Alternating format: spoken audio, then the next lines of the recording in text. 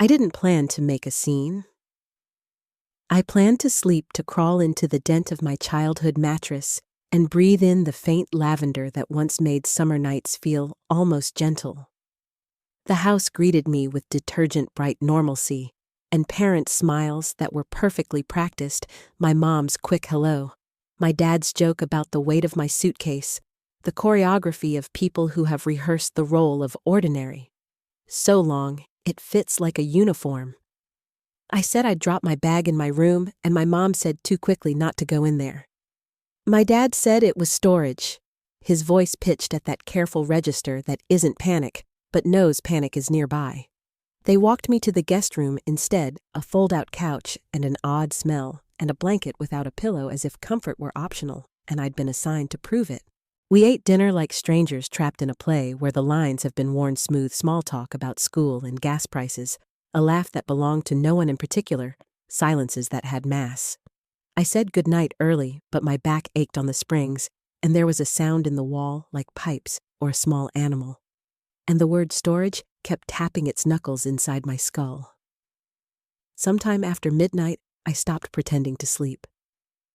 I walked the dim hallway like a thief in my own life, and found the boxes that had been stacked in front of my door were no longer there. The handle turned and stopped. My room had never had a lock. Not once. Not when I begged for one as a teenager and learned preference wasn't policy in our house.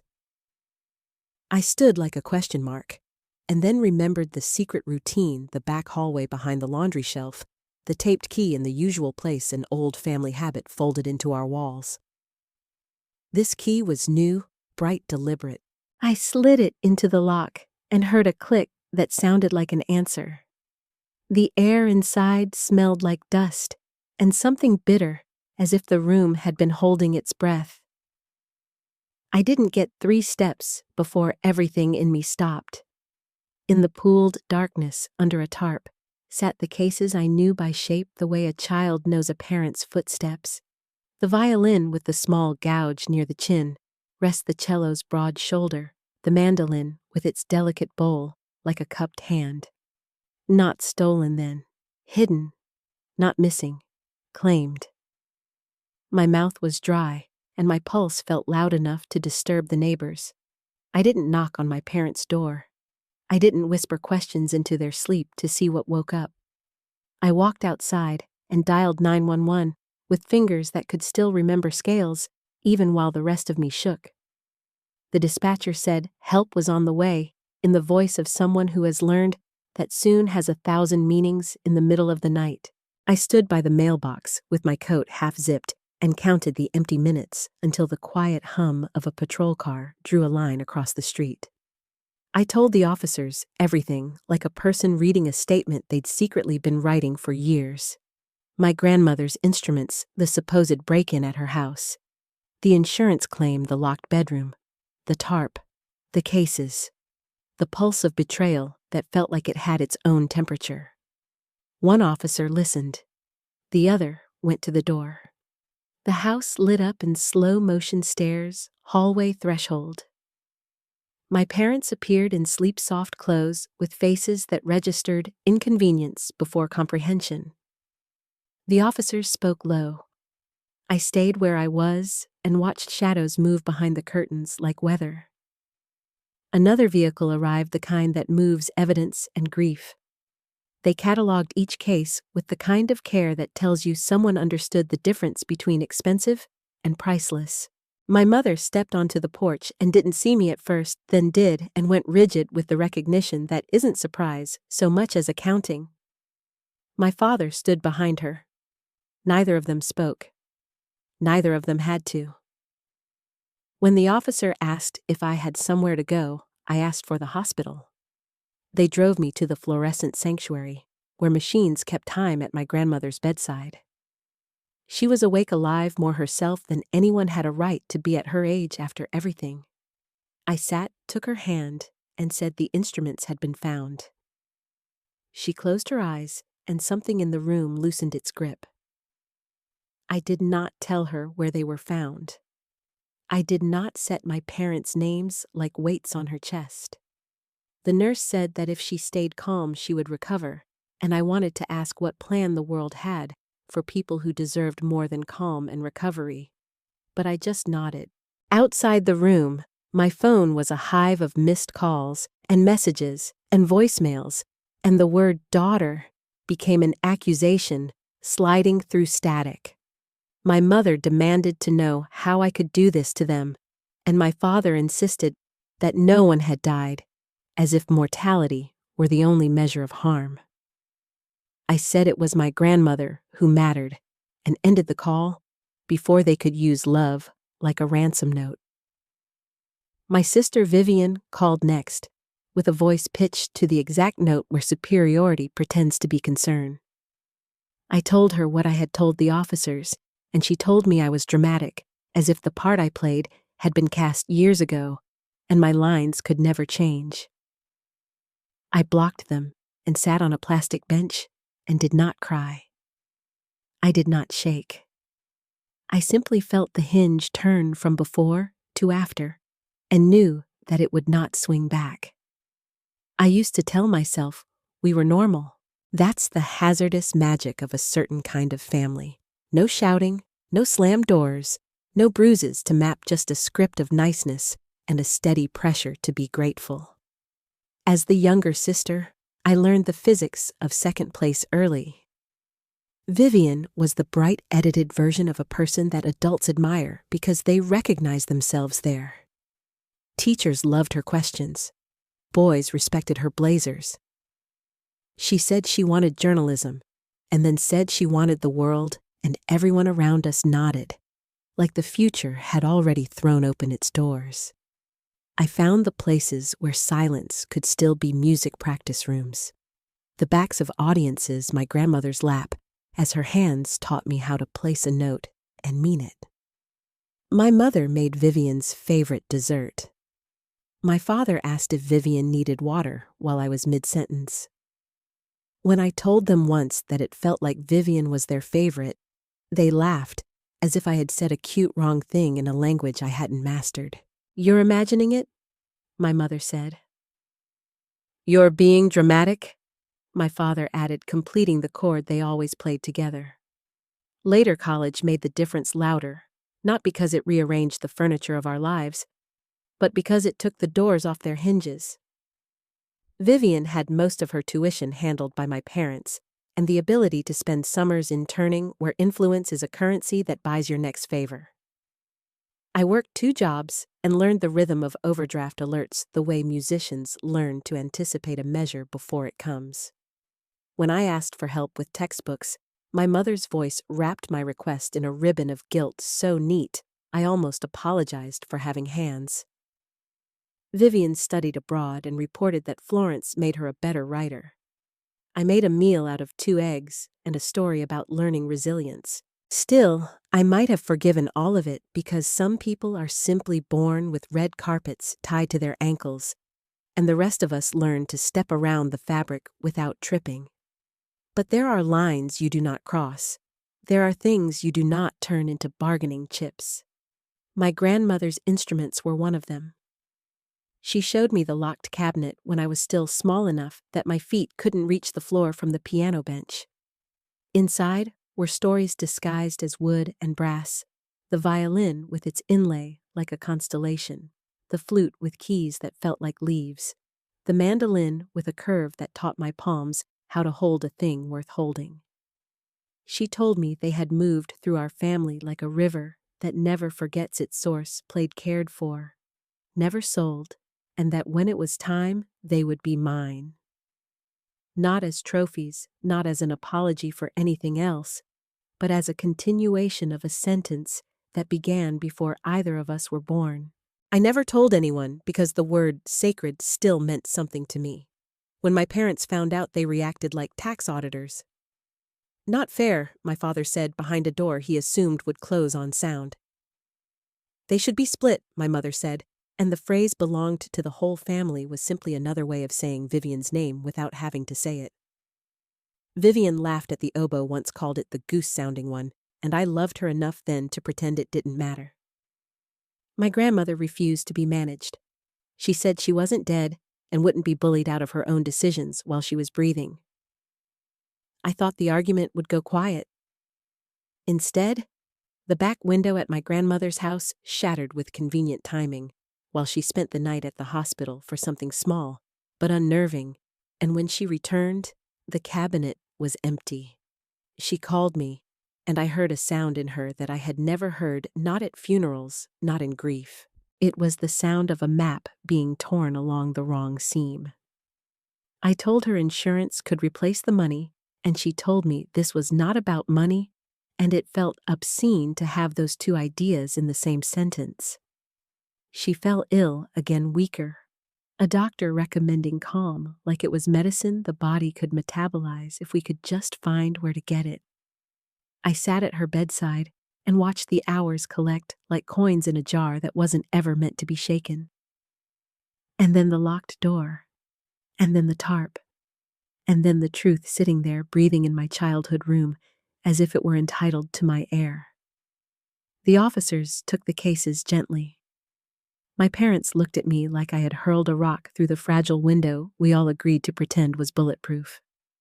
I could see the story they would tell themselves, that they had planned to return everything after the insurance money arrived, that they had meant to confess but were waiting for a better moment, that they were protecting the family from the indignity of selling the instruments to strangers.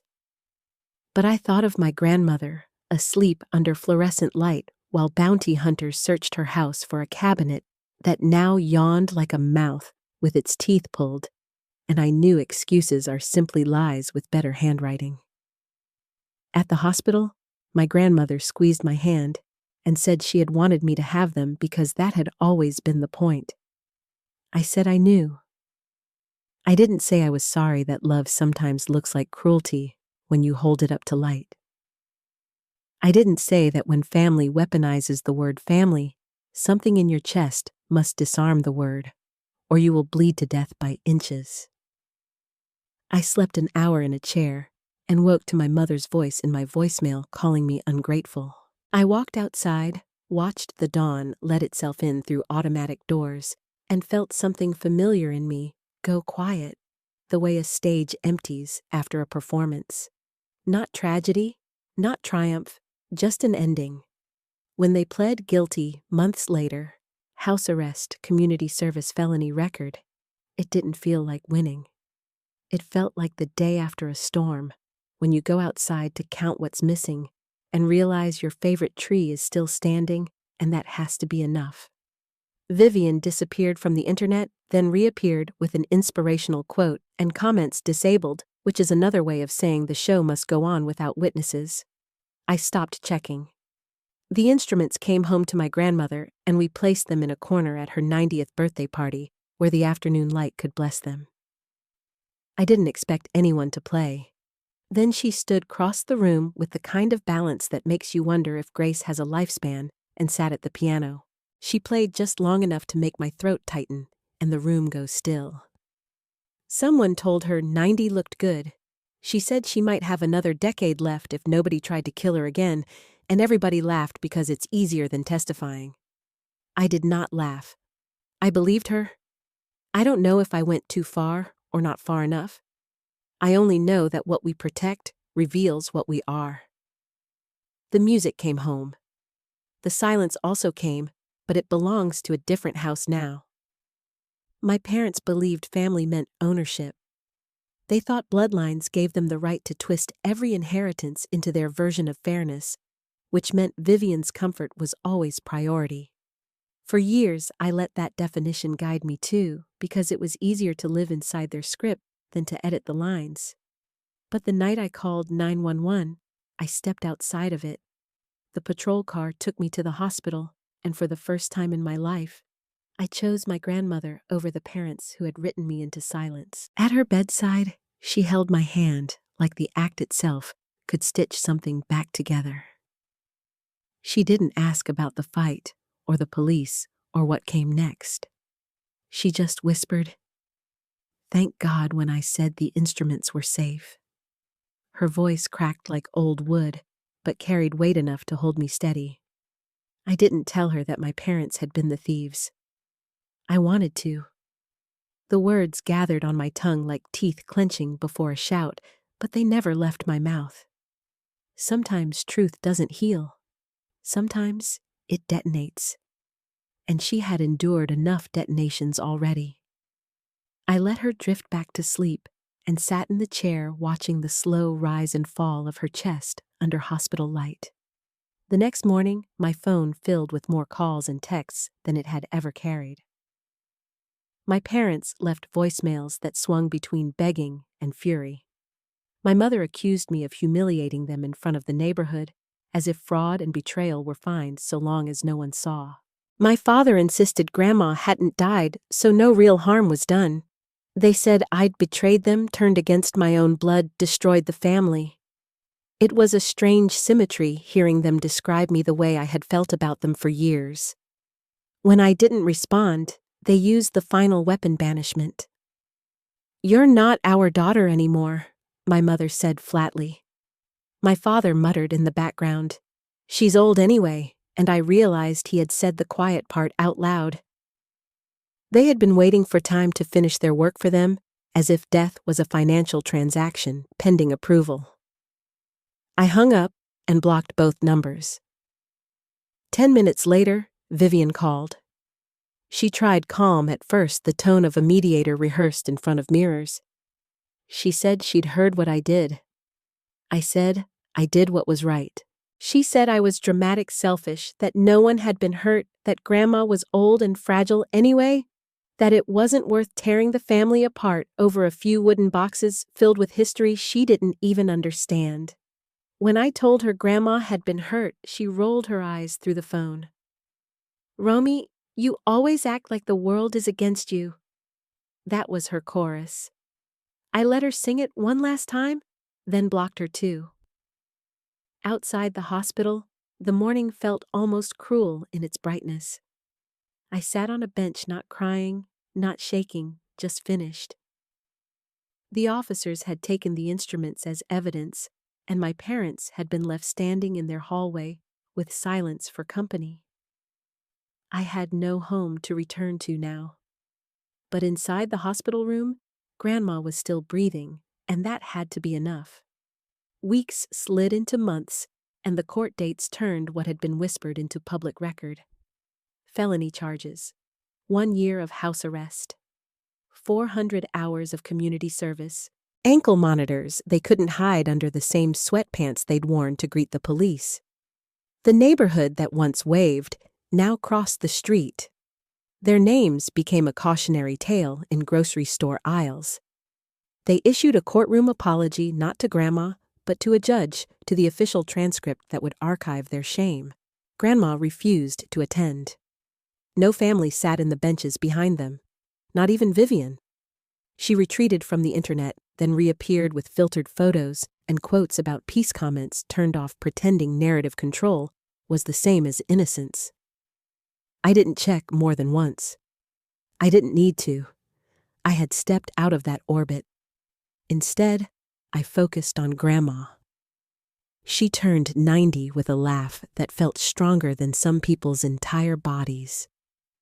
We held a small party filled with the kind of people who had shown up even in her hardest days. Old students, lifelong friends, neighbors who still remembered music drifting from her windows like prayer. We placed the instruments in a corner like honored guests. No one expected her to play.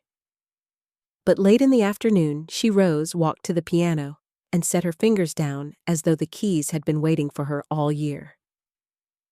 The room stilled, then swelled. She played not with the precision of youth, but with the authority of someone who knows that every note counts because time is not endless. When she finished, a friend told her 90 looked good. Grandma smirked and said maybe she had another decade left if nobody tried to kill her again.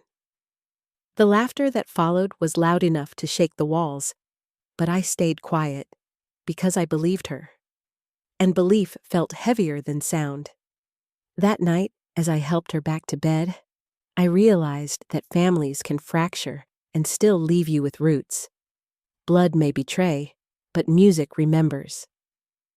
I carried that lesson with me as I closed the door and knew that some homes are built not of walls, but of moments like this.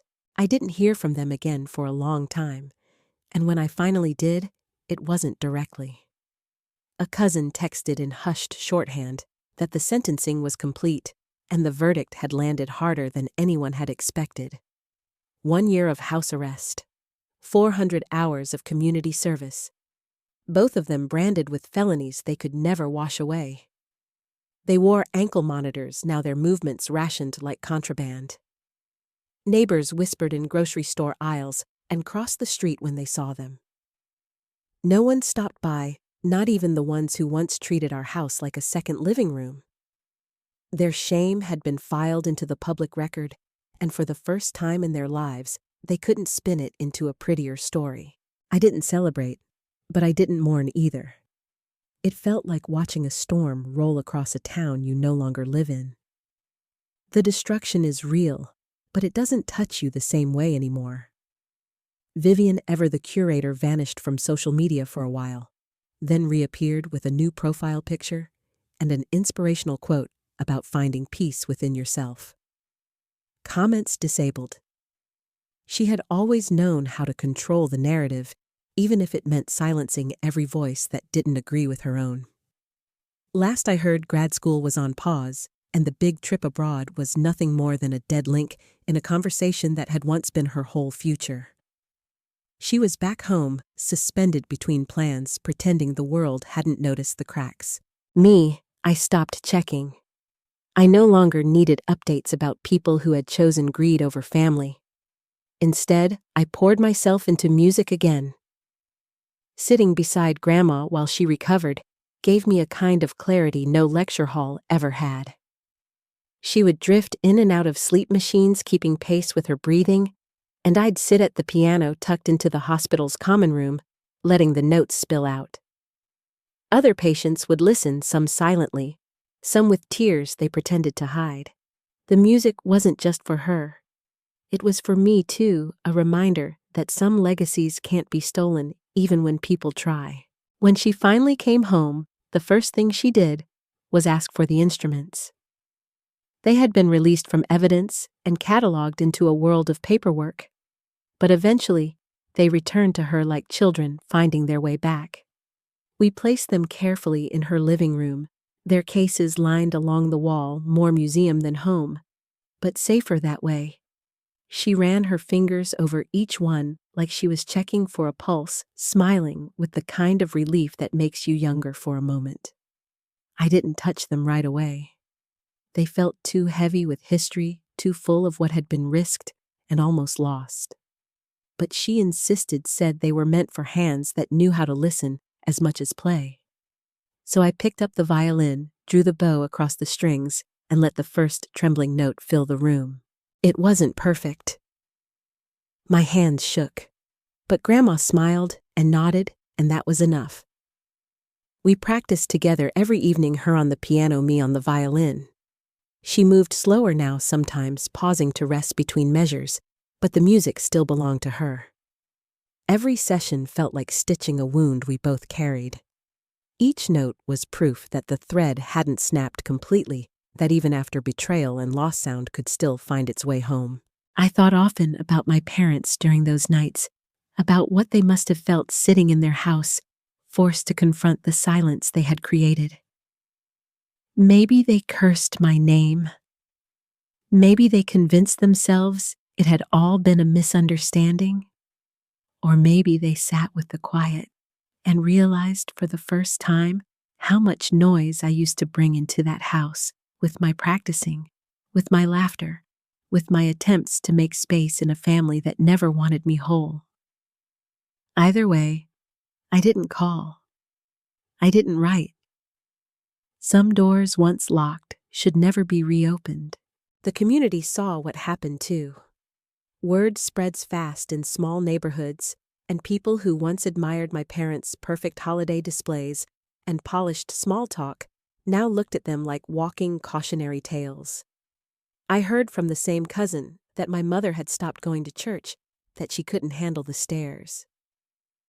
My father still tried to mow the lawn every Saturday morning like nothing had changed, but no one waved anymore. Their exile wasn't physical, but it was complete. They had traded music for money and ended up with neither. Meanwhile, Grandma thrived. She grew stronger with each week, her laughter returning her appetite, coming back her friends, visiting more often than ever. At her 90th birthday party, she played for us all a short piece that left the room in tears. Someone told her 90 looked good on her. She smirked and said she might have another decade left if nobody tried to kill her again, and everyone laughed. Everyone except me, because I believed her. After that, I knew with certainty that choosing her, choosing truth, had been the only choice that mattered. Family is not defined by blood. It's defined by who protects your song when the world tries to silence it. I had lost my parents and my sister, but I had not lost music. I had not lost her. 6 months passed before the final edges of the storm began to dull. By then, I had built a life outside the orbit of my parents and Vivian, a life stitched together by small consistencies that felt truer than any family performance ever had. Each morning, I visited Grandma bringing fresh bread or flowers from the corner market, and each evening, we played music together. Sometimes the neighbors would linger outside her porch to listen, heads tilted like they were remembering something soft they had once known. Those moments carried more weight than any apology my parents could have mustered. I never saw the inside of their house again, but through whispers from relatives, I learned how they lived now. My mother rarely left embarrassed by the eyes that followed her like shadows. My father clung to routines, mowing the lawn, taking out the trash, trying to pretend normalcy still fit. But the community had already rendered judgment. No dinner invitations, no friendly waves, no casual hellos at the store. They weren't dangerous, but they weren't welcome either. Their punishment wasn't only legal, it was social, the kind of exile that drains a person drop by drop. Vivian tried to reinvent herself. She posted filtered pictures with captions about resilience, careful not to mention the scandal, but careful too, not to disappear completely. Her friends dwindled. Grad school stayed out of reach, and the world she had planned, the internships, the travel, the grand career in storytelling, remained on hold. She had always been good at editing her life into something enviable, but behind every polished square was a silence I knew too well. I didn't check often, but when I did, I saw the desperation in her curated stillness. She was still trying to control the narrative, but you can't edit out truth forever. For me, truth had become a kind of freedom. I no longer lived in the shadow of favoritism or the chokehold of silence. I worked days in a small music shop, repairing instruments, teaching beginners how to coax their first sounds into shape. At night, I sat beside Grandma, our hands finding familiar paths on ivory and string. She told me once that music had kept her alive through griefs I had never known, and now it was keeping us both alive through this one. The instruments, once evidence locked in a police van, now sang in her living room again, and each time they did, I felt like we were reclaiming something sacred. I didn't hate my parents anymore. Hate would have been too heavy, too binding. Instead, I felt the kind of distance you feel for strangers whose names you know, but whose stories no longer belong to you. They had made their choice. I had made mine. We lived in separate worlds now. Sometimes, late at night, I wondered if they ever looked at each other and admitted that their greed had cost them everything. But I knew them well enough to doubt it. Denial was their favorite language. The turning point came one afternoon when Grandma and I sat outside, the sun soft against her cardigan. She asked if I regretted calling the police. The question caught me off guard. For a moment, I saw the split second where a younger version of me might have hesitated, might have said yes just to ease her mind. But I didn't. I told her no, that I couldn't regret saving what was meant to be ours, even if it meant losing everything else. She nodded slowly, eyes glinting with a sadness that wasn't for herself, but for me. Then she squeezed my hand and said, "Sometimes doing the right thing costs more than you think, but it also gives you back what no one else can." Her words stayed with me long after. They echoed through the nights I doubted, through the moments I wondered if I had destroyed my family or simply revealed what it already was. They steadied me when guilt tried to slip through the cracks. And they reminded me that music like truth isn't always easy to carry, but it's always worth it. When her birthday came again, she was 91, still laughing, still sharper than most people decades younger. Friends gathered once more, students brought their children, and the house filled with warmth that had nothing to do with bloodlines. At some point, she rose again and walked to the piano, her fingers slower, but still certain. She played, and I joined her on violin, and the room grew quiet, as sound lifted around us like a promise. In that moment, I knew with absolute clarity that I hadn't gone too far or not far enough. I had gone exactly where I needed to. The instruments were home. The music had returned. And though I had lost one family, I had gained the one that mattered, the one built not on control or favoritism, but on love, respect, and the kind of truth that refuses to stay buried. If you've ever had to choose between protecting what's right and protecting people who refuse to be, I hope you choose truth too. It will hurt. It will cost you. But it will also set you free in ways silence never can.